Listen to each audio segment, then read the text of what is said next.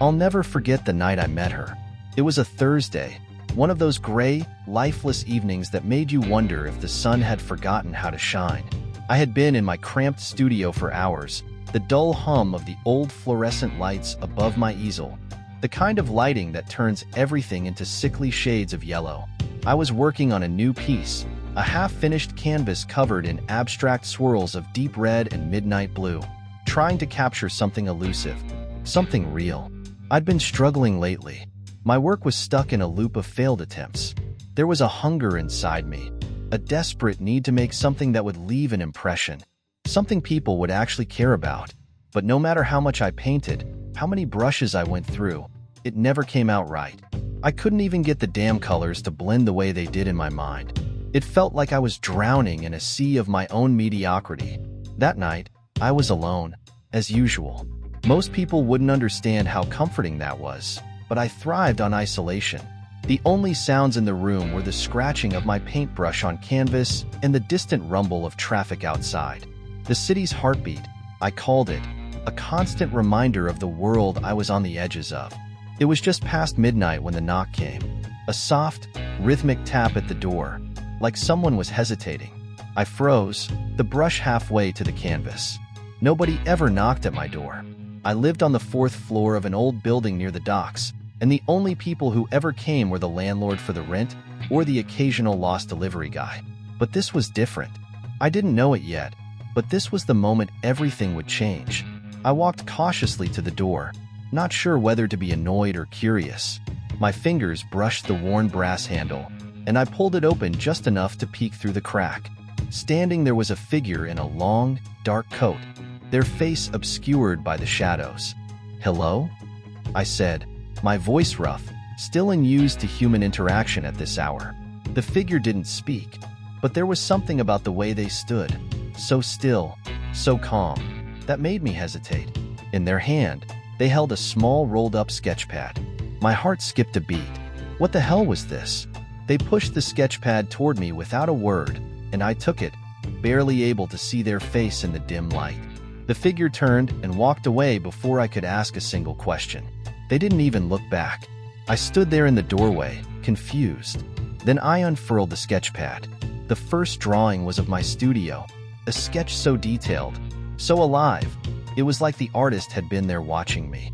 Every messy corner, every splatter of paint on the floor, even the half-eaten pizza crust I had left on the desk was captured in the picture.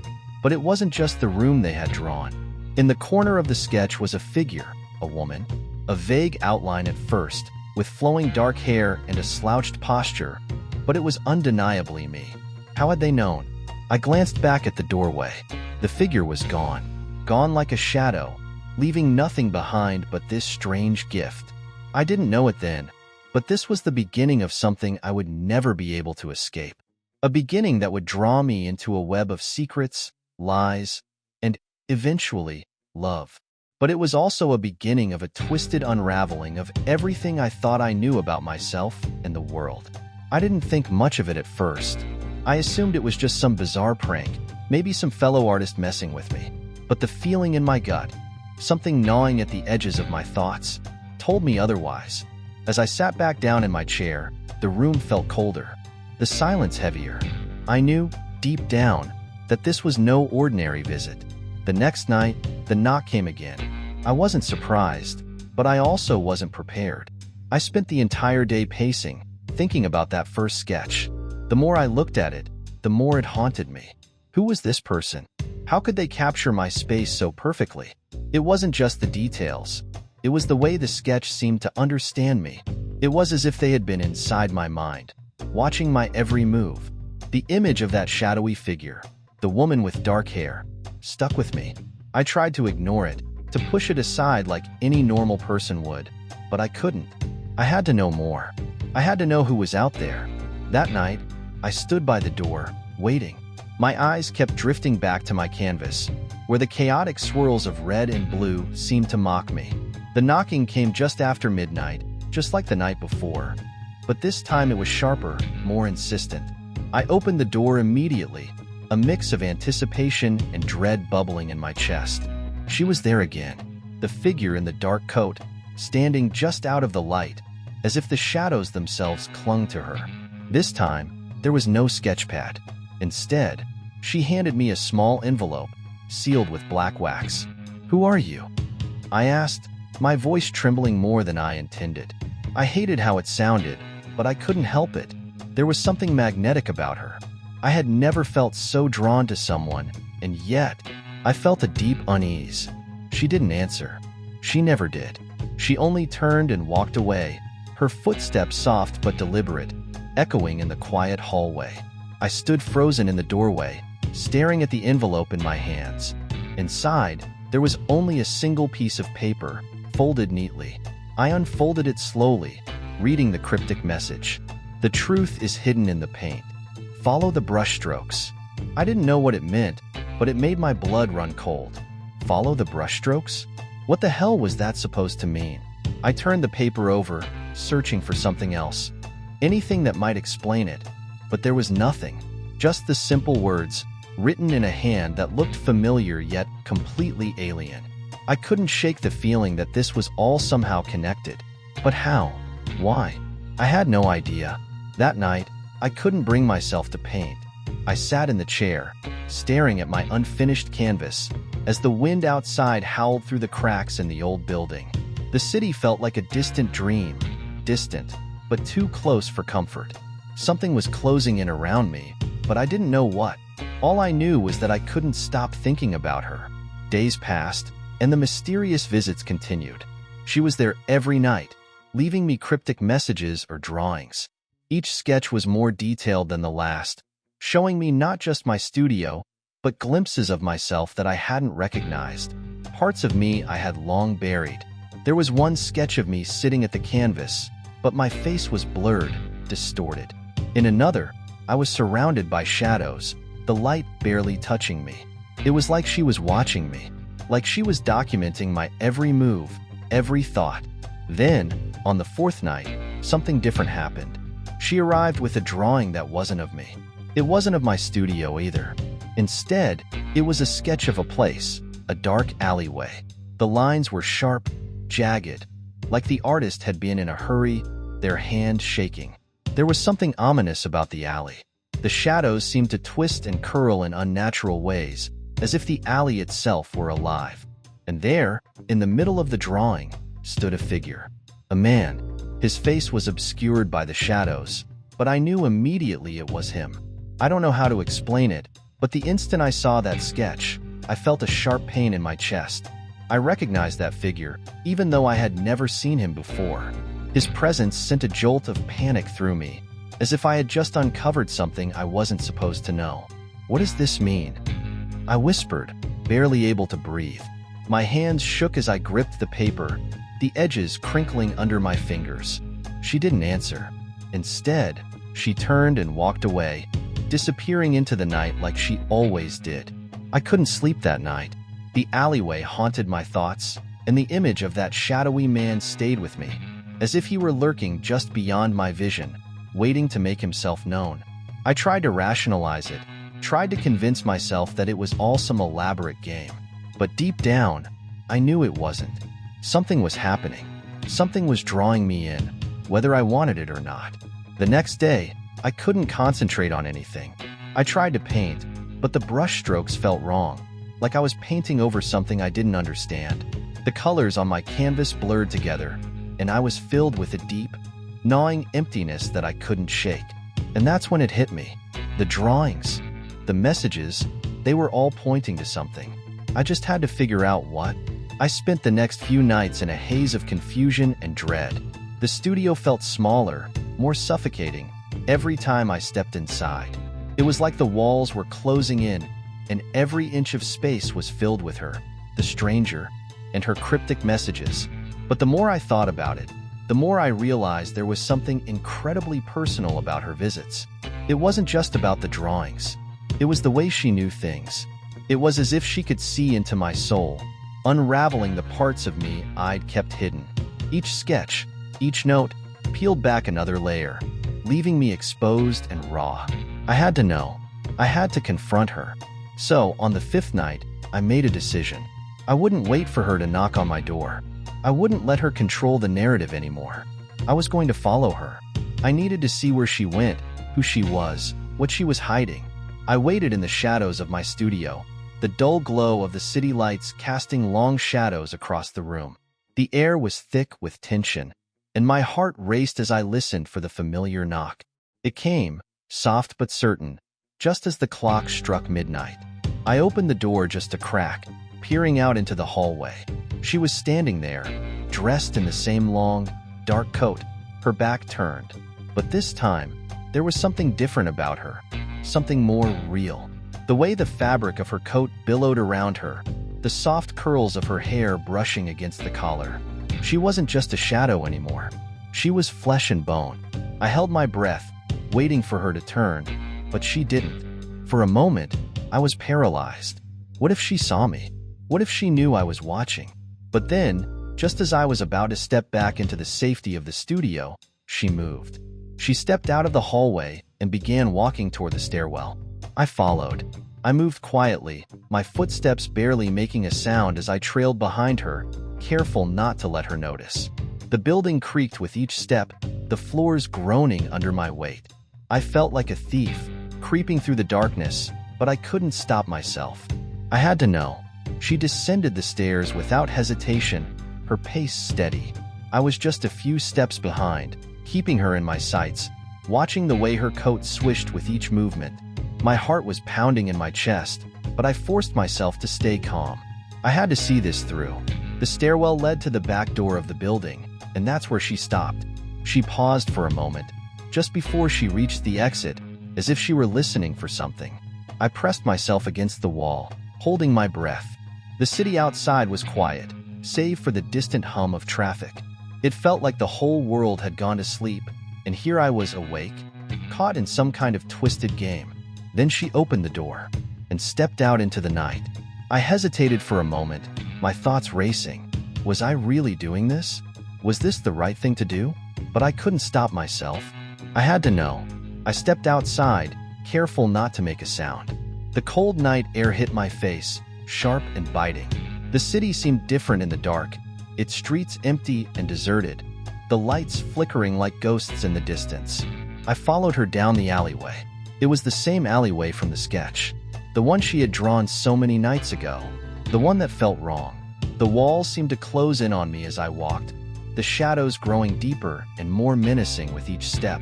I could barely see the ground beneath my feet, the darkness swallowing everything around me. My breath came out in shallow gasps, my chest tight with a mixture of fear and anticipation. Then, suddenly, she stopped.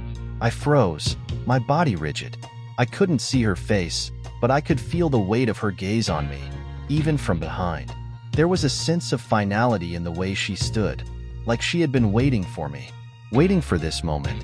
I didn't know how, but I knew she had known I was following her. "You wanted to know," she said, her voice soft, but with an edge to it that sent chills down my spine.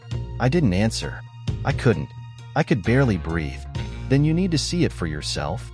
She turned slowly, and for the first time, I saw her face. And it wasn't just her face, it was my face. The woman in front of me looked like a mirror, an echo of myself. Her eyes were dark, like mine, but there was something older in them, something worn. But what terrified me most wasn't her resemblance to me. It was the truth I saw in her eyes. She wasn't just a stranger. She wasn't just some random woman who had decided to haunt my studio. She was connected to me in ways I couldn't yet understand. "I'm you," she whispered, the words hanging heavy in the air. "But not the way you think." And in that moment, everything I thought I knew about her, about myself, fell apart. "I'm you," she said again, her voice almost too soft to be real. "But not the way you think." I stood there, frozen, unable to process what she had just said. My mind was racing. This couldn't be happening. It couldn't make sense. But as I stared at her, this woman who was somehow me, I realized that there was no escaping it. The chill that ran through me wasn't just from the cold night air. It was a deep, visceral fear, gnawing at the edges of my sanity. What do you mean?" My voice cracked as I spoke, my throat dry and tight. She smiled faintly, her lips curling in a way that was both sad and knowing. She took a step closer to me, and I instinctively backed away, the alleyway feeling even more oppressive, like the walls were closing in around us. I mean that everything you've been feeling, all the confusion, all the frustration with your art, your life, it's not just in your head. It's been orchestrated, designed. Her eyes locked onto mine, and I felt like she was peeling back layers of my mind with each word. I'm here to help you remember. I shook my head, my chest tight with panic. I don't understand. How could this be happening? You're me, but that's impossible. That's insane. She stepped closer again, and I could smell the faint scent of something familiar. Like paint, like old paper. It was disorienting. I could almost hear the echo of her footsteps in my head, almost as if we were in two places at once. You've been running from the truth for so long. You've buried it so deep that even now, when I'm standing here in front of you, you don't know what to do with it. But you will, eventually, because you have to. I was shaking. The city around us seemed too quiet now, the streets empty. I could feel the weight of the moment pressing down on me, suffocating me. What truth? I managed to force out. What are you talking about? She was silent for a moment, her gaze never leaving mine. You asked me who I was when we first met, but that was never the right question. The real question is, who are you? I stared at her in disbelief. What? What are you saying? She sighed, as though she were exhausted. Look around you. This city, this building, this life, none of it is real. Not the way you think it is. You've been living in a prison, created by your own mind. A cage of your own making. And I'm the key to the door. I felt my breath catch in my throat. I couldn't speak. I didn't know what to say to that. It didn't make any sense. The world around me had always felt so real. It was real. I had painted it, breathed it, lived it. How could it all just be some kind of illusion? You're lying, I said, barely more than a whisper. This can't be happening. She didn't react to my outburst. Instead, she reached out slowly and took my hand. Her touch was warm, grounding. It wasn't like me at all, not like I expected. There was a softness in it, an unexpected comfort. I'm not lying, she said quietly. You've lived in this dream for so long. You've forgotten what it means to be awake. But it's time to wake up. It's time to face what you've been running from. I'm here to help you remember who you really are. My heart was pounding in my chest now, my head spinning with too many thoughts. But I don't understand. How do you know all of this? Why have you been doing this? Watching me. She exhaled slowly, her expression softening. Because I'm not just a reflection of you. I'm the part of you that's been buried. The part you've tried to forget. She paused, as if deciding how much to reveal. You're not the person you think you are. And neither am I.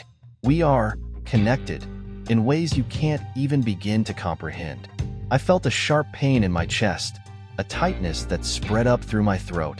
The alleyway, the night, the woman who looked like me. It all started to blur together. My vision wavered, and for a brief moment, I thought I saw flashes of something else. Images of a life I didn't recognize. Places, faces, and events that felt like memories, but not mine. Please, I begged, my voice cracking. Tell me what's happening. What are you trying to say?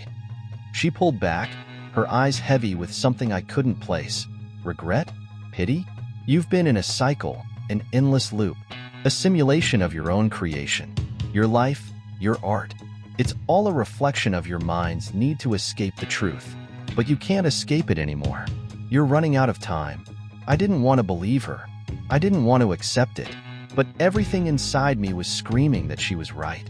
There was something more, something I had been blind to, a deeper reality waiting for me to wake up to it.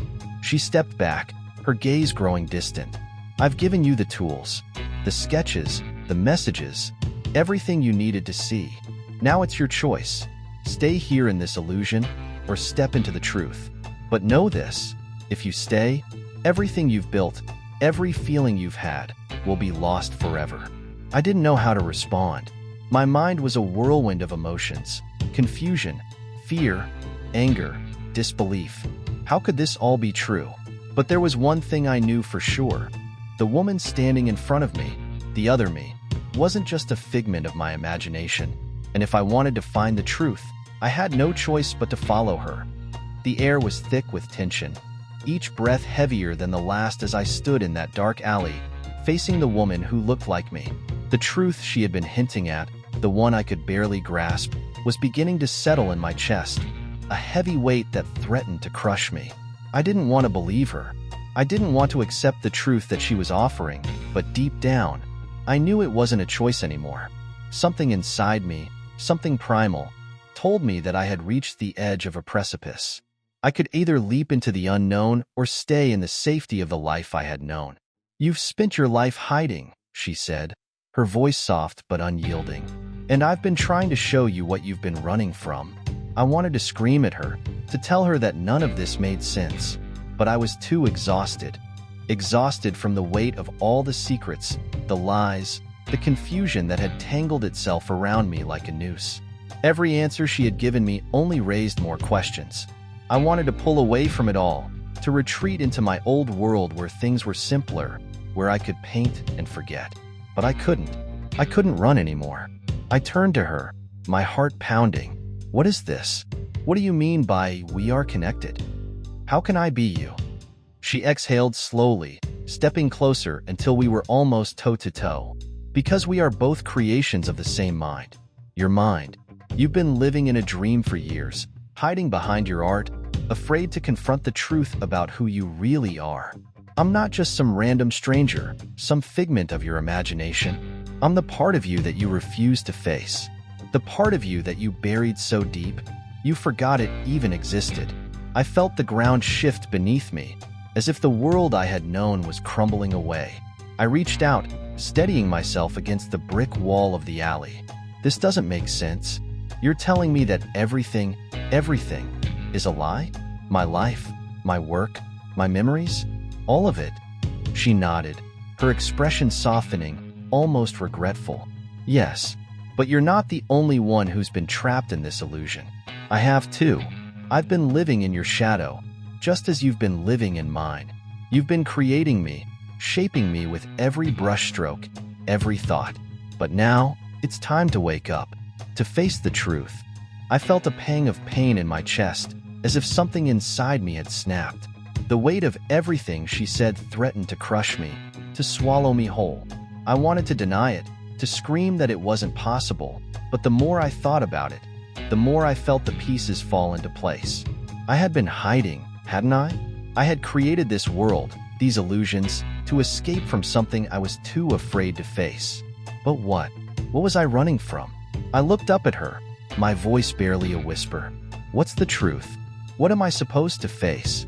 She paused, her eyes flickering with something I couldn't quite name. "You're not just an artist. You've been living in a version of yourself, a projection, a facade. You created this life to avoid the one thing you were most afraid of, who you really are.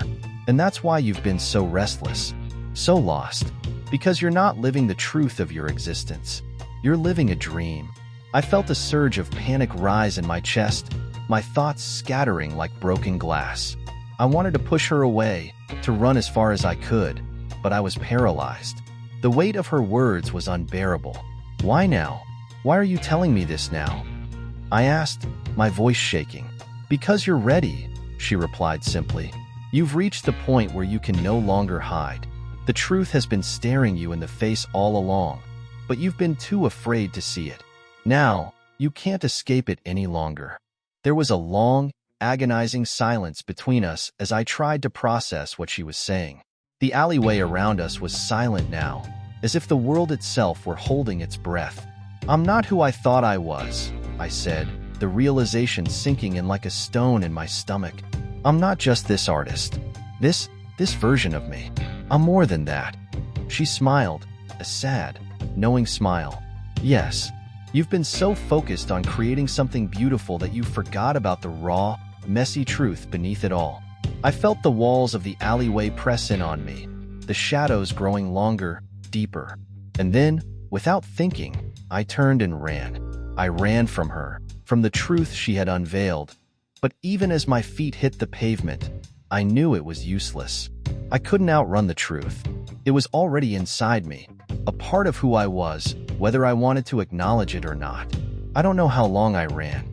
My breath was ragged, my legs burning, but I couldn't stop. Not yet. Not until I had a chance to think, to breathe. But when I finally stopped, leaning against the cold brick of an unfamiliar building, I realized something. The truth wasn't something to run from. It was something to face. I could no longer live in the illusion. It was time to embrace the reality of who I was and everything that came with it. I turned back toward the alley. She was gone. The night was still. And for the first time in a long while, I wasn't afraid.